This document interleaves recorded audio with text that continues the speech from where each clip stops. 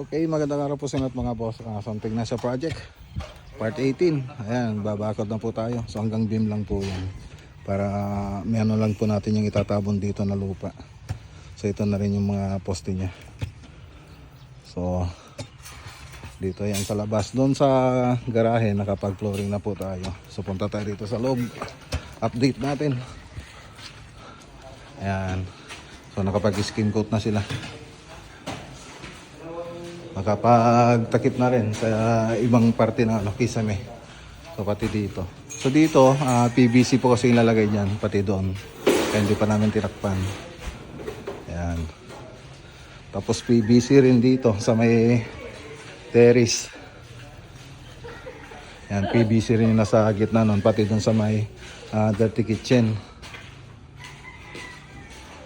So meron na rin nagmamasilya. So dito yung isang room.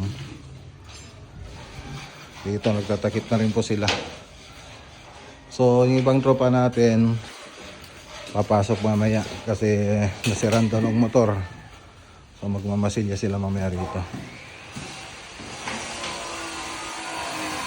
Alright. So yan lang muna yung update dito sa Santa Ignacia Project. Magandang araw po sa lahat at God bless.